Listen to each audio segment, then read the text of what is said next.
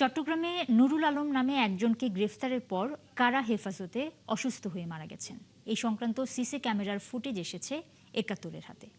পরিবারের পক্ষ থেকে পুলিশি নির্যাতনে মৃত্যুর দাবি করা হলেও কারা কর্তৃপক্ষ বলছে হঠাৎ শ্বাসকষ্টজনিত কারণে তিনি মারা গেছেন।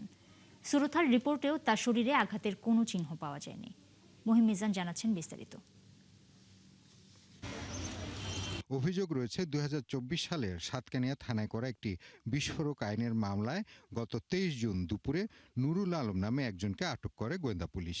আইনি প্রক্রিয়া শেষে ওই দিন বিকেলে আদালতের মাধ্যমে তাকে চট্টগ্রাম কেন্দ্রীয় কারাগারে পাঠানো হয়। সিসিটিভি ফুটেজে দেখা যায় ২৪ জুন বেলা ২টা ৫৪ নুরুল আলম দুজন পুলিশ সদস্যের সাথে স্বাভাবিকভাবেই থানার ভেতরে ঢুকছেন।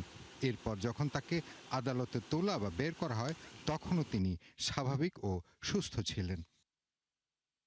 কারা কর্তৃপক্ষের দেওয়া তথ্য মতে গ্রেপ্তারের পরদিন ২৪ জুন সকালে নুরুল আলম হঠাৎ শ্বাসকষ্ট ও বুকের ব্যথার কথা জানান। প্রথমে তাকে কারা হাসপাতালে নেওয়া হয়, পরে উন্নত চিকিৎসার জন্য চট্টগ্রাম মেডিকেল কলেজ হাসপাতালে পাঠানো হলে কর্তব্যরত চিকিৎসক তাকে মৃত ঘোষণা করে। মৃত্যুর প্রাথমিক কারণ হিসেবে শ্বাসকষ্টজনিত জটিলতার কথা উল্লেখ করা হয়েছে। কারাগারের ভেতরে সিসিটিভি ফুটেজেও দেখা যায় নুরুল আলম কারাগারে অসুস্থ হলে প্রথমে তাকে কারাগারের ভেতরে চিকিৎসা দেওয়ার চেষ্টা করা হয়, পরবর্তীতে চট্টগ্রাম হাসপাতালে নেয়ার পর তাকে মৃত ঘোষণা করে চিকিৎসক।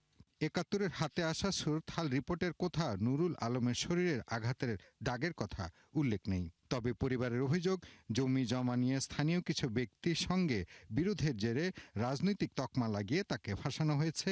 একই সাথে আইনশৃঙ্খলা বাহিনীর হেফাজতে নির্যাতনের অভিযোগ তুলে ঘটনা সুষ্ঠু ও নিরপেক্ষ তদন্ত চেয়েছে তারা।